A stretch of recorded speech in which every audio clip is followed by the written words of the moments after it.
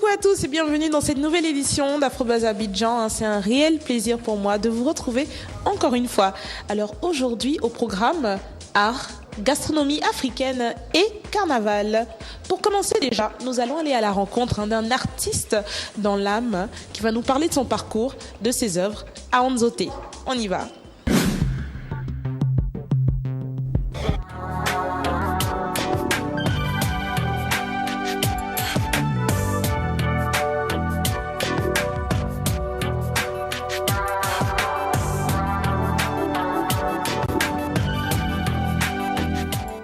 Je me trouve en compagnie de notre artiste du jour, Aonzo. Alors, tout le monde a envie de savoir, déjà le métier d'artiste, on sait, c'est pas évident de nos jours, c'est pas facile. On a bien envie de savoir comment est-ce que toute cette aventure a démarré.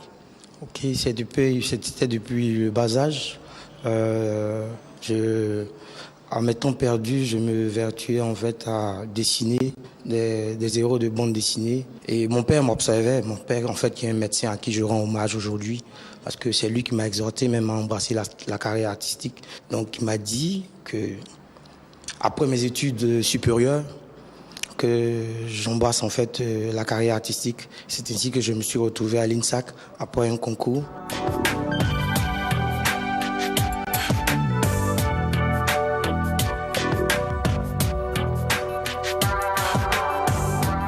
J'ai été formé par Maître Issot, qui est aussi un maître de la tapisserie nouvelle.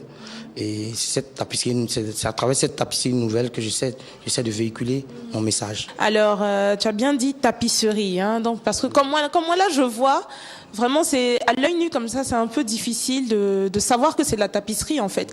Donc déjà, voilà l'une de tes œuvres. Est-ce que tu peux nous en dire un peu plus de cette œuvre-là, qui est très belle, beaucoup de couleurs? Cette œuvre que j'ai intitulée « À chacun son salut », c'est de la nouvelle tapisserie. Elle est différente de la tapisserie classique, celle qu'on rencontre en fait chez les Marocains, qu'ils utilisent en fait pour la décoration murale. La différence c'est que la tapisserie classique en fait obéit à un dessin, un carton que l'artisan ou l'artiste en fait est obligé, se doit en fait de suivre. Il est un peu assujetti. Or ici, l'artiste laisse libre cours en fonction de son thème et développe en fait beaucoup de choses, faire ressortir ses émotions. Alors ça c'est de la corde de cisale. C'est de la corde, ok. À l'origine, en fait, voici la couleur. Et en fonction de mon sujet, j'applique en fait de la teinte pour donner en fait des couleurs, les couleurs que je souhaiterais en fait faire représenter. Et c'est cette matière là qui intrigue un peu. C'est le tapa. C'est le tapa, c'est l'écorce d'un arbre qu'on retrouve en savane, que nos ancêtres en fait utilisaient, même actuellement, les gens l'utilisent comme textile. En fait, j'exhorte en fait tous ceux qui pensent, tous ceux qui ont une fibre en fait artistique à embrasser la carrière artistique sans crainte. Parce que lorsqu'on a la dévotion, de la foi dans ce qu'on fait, on finit toujours par avoir ce qu'on veut. À présent, direction la gastronomie africaine. Aujourd'hui, nous allons aller à la rencontre de Franck et Christelle, passionnés de gastronomie et copropriétaires du restaurant gastronomique africain Sakan. Alors, ils vont nous expliquer leur concept et bien évidemment, nous allons déguster un de leurs bons petits plats. Donc, suivez-moi parce que c'est parti.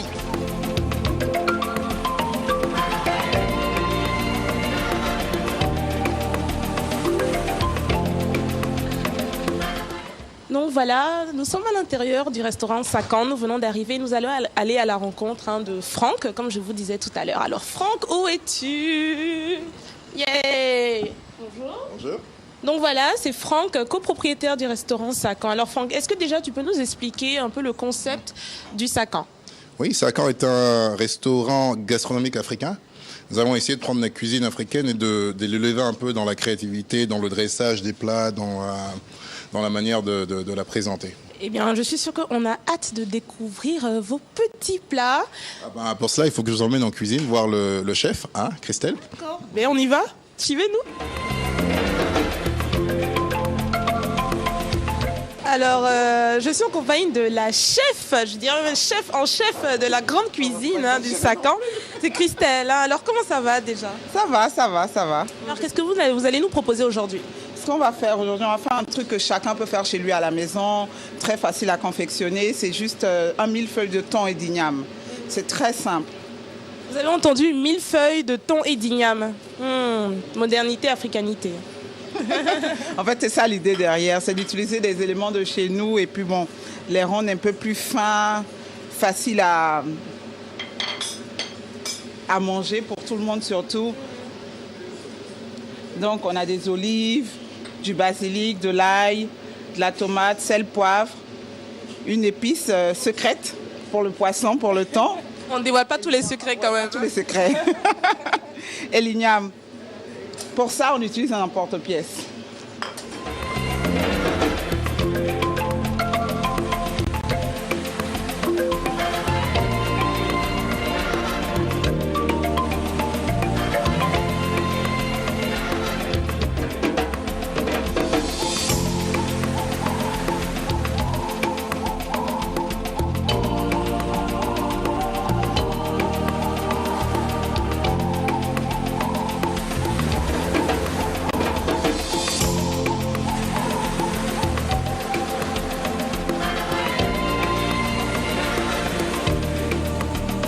Alors moi, je commence à goûter. C'est simple. Très, très frais. Je vous garantis qu'en ce moment, vous avez envie d'être au Sacan avec moi là, en cuisine en plus. Excellent. Alors, je pense que maintenant, nous allons aller en salle, parce que moi, je dois aller m'attabler pour manger. Et nous allons continuer à nous entretenir avec Christelle, la chef de Sacan. Voilà, on y va.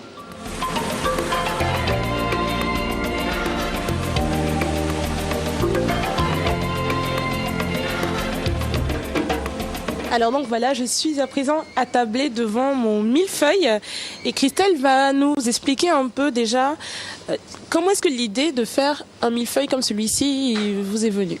Quand on pensait à ouvrir Sacan, ce qu'on voulait, c'était la cuisine africaine revisitée un peu. On a des mets fins, mais on ne les présente pas forcément de manière très fine. On a de bonnes choses que je pense qu'on n'utilise pas assez.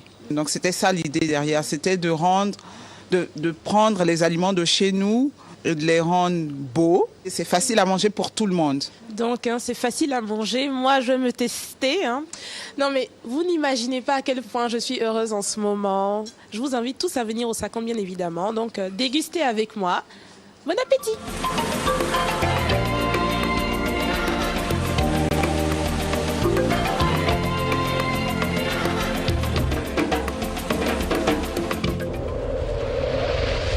J'ai fini de déguster mon entrée et je suis avec Franck et Christelle. Est-ce que vous êtes déjà allé à Beaunois? Bien sûr. Tu es déjà allé à Beaunois, Christelle? Je suis passée par Beaunois. Alors, quel est l'événement principal qui arrive à Beaunois pendant l'année?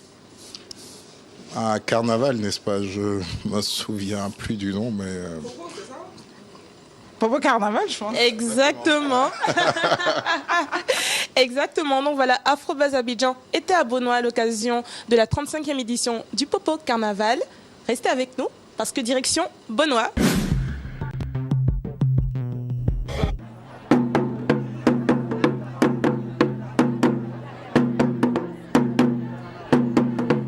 C'est une fête culturelle en fait qui rassemble en fait toute la population pour valoriser, pour mettre en exergue un peu la culture abourée et hiver et bien sûr inviter tous nos amis qui nous font l'amitié de vivre sur notre territoire, de présenter aussi leur culture. Depuis 1972, cette ville a su imposer son carnaval en tant que véritable institution ivoirienne qui reçoit chaque année plus de 100 000 visiteurs. Notons que Popo en abouré veut dire masque. Allez, on y va.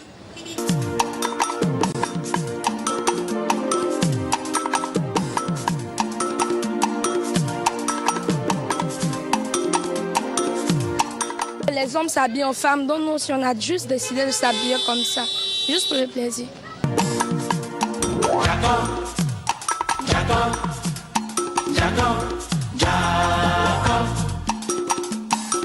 Momili kakulala, besan mi ken ngodo matisi. Awozini kolekan, lanu de dem yak kokula. On est bien, on est bien. Donc voilà, on est en plein dans le Popo Carnaval de Beaunois. Bon déjà, je suis avec un de nos participants, je veux dire à ce carnaval, tous de Beaunois, je pense, n'est-ce pas? Donc déjà, comment est-ce que ça se passe? Comment est-ce que vous vous sentez depuis ces 2 semaines-là? Il y a beaucoup de gens qui circulent dans la ville. Comment est-ce que vous vous sentez? Qu'est-ce que vous ressentez? Bon, on ressent que de la joie, parce que là, c'est la fête nationale de Beaunois, quoi. Est-ce que vous pouvez nous expliquer un peu le choix de vos tenues? Parce qu'on voit que vous êtes superbement habillés en femme. Est-ce que vous pouvez nous expliquer un peu le choix des tenues? En fait, le choix de notre tenue, c'est pour montrer aux filles ce qu'elles nous montrent d'habitude.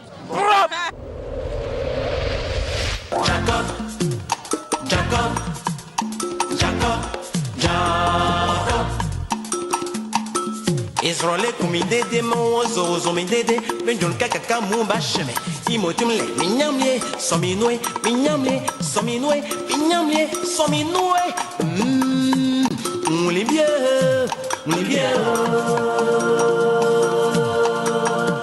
et Johnny comment yo me fait la imoyole kele mami nyame wadale kele ni niño yo kleli mio cheche.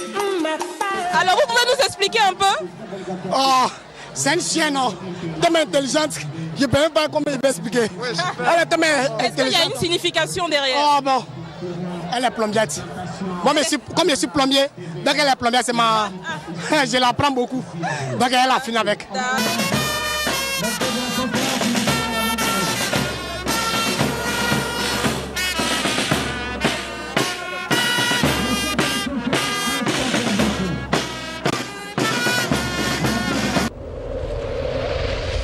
Le Popo Carnaval est également un lieu de rencontre culturelle. Et là, on atteint bientôt l'apogée avec l'incinération du roi Popo qui est représenté par une grande mascotte. Donc voilà, on y va, suivez-moi.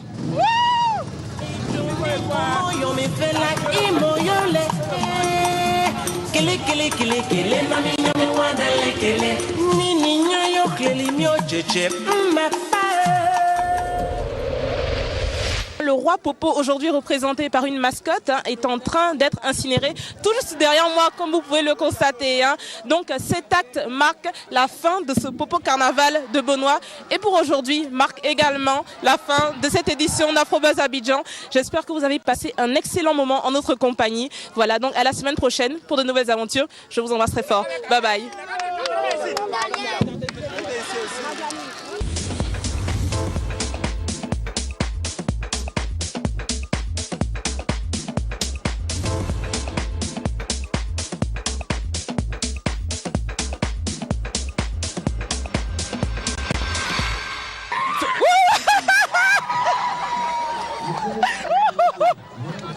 Ok, voilà, chers téléspectateurs. Je suis avec les oppresseurs.